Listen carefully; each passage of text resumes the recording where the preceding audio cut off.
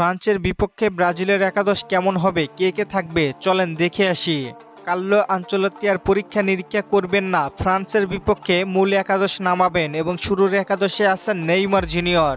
Brazil, Croatia ও ফ্রান্সের match ছাড়াও আরও দুইটি প্রীতি ম্যাচ খেলবে, সেইগুলোর মধ্যে একটি হচ্ছে নরওয়ে, আরেকটি প্রতিপক্ষ কে হবেন তা এখনও জানানো হয়নি, তবে খুব শীঘ্রই জানা যাবে। বিশ্ব ফুটবলে ব্রাজিলকে নিয়ে বেশ আলোচনা হচ্ছে, শোনা যাচ্ছে ব্রাজিল সি গ্রুপের পড়ায় 26 বিশ্বকাপ জয়ের সম্ভাবনা নাকি অনেক।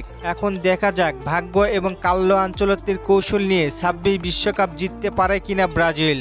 সত্যি ব্রাজিল যদি এবার বিশ্বকাপ জিততে পারে তাহলে সবার আগে আমি অবাক হব। নিজের চোখে স্বপ্নের দলকে বিশ্বকাপ জয় করতে দেখা কতই না ভালো লাগবে, কিন্তু বিশ্বকাপের ম্যাচগুলো সকালে রাতে হলেই মনে হয় অনেক ভালো হতো। চলেন ফ্রান্সের বিপক্ষে ব্রাজিলের একাদশটি দেখে আসি। গোলকিপার পজিশনে আছেন অ্যালিসন বেকার, যদি কোনো ইনজুরিতে না পড়ে 100% দলে থাকবে। রাইট ব্যাকে আছেন উইসলি, তবে আমার মতে উইসলিকে না রেখে ডিফেন্স শক্তি করতে অ্যাডার মিলিতাওকে রাখা যেতে পারে। লেফট ব্যাকে কায়ো হেনরিক ঠিক আছে, এদের সাথে সেন্টার ব্যাকে গ্যাব্রিয়েল মাগালেস ও মার্কোনহোস দুইজনই থাকলেই এনাফ। মাঝমাঠে ব্রুনো গুইমারেসের সাথে ক্যাসমিরো, মিডফিল্ডে এই দুইজন থাকবে, এদের সাথে অ্যাটাকিং মিডে নেইমার জুনিয়র, বহুদিন পরে শুরুর একাদশে ফিরেছেন তিনি।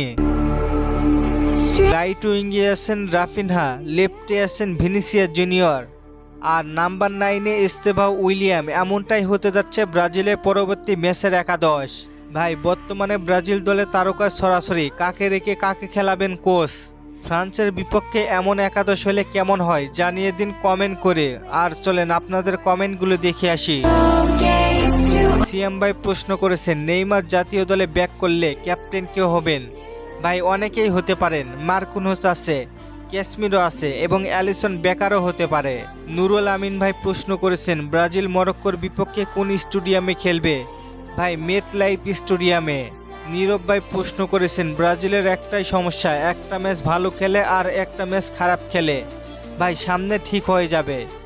ধন্যবাদ সবাইকে প্রশ্ন করার জন্য। আর ফুটবলকে নিয়ে নতুন কোনো প্রশ্ন থাকলে করতে পারেন, পরবর্তী ভিডিওতে রিপ্লাই করব। ধন্যবাদ।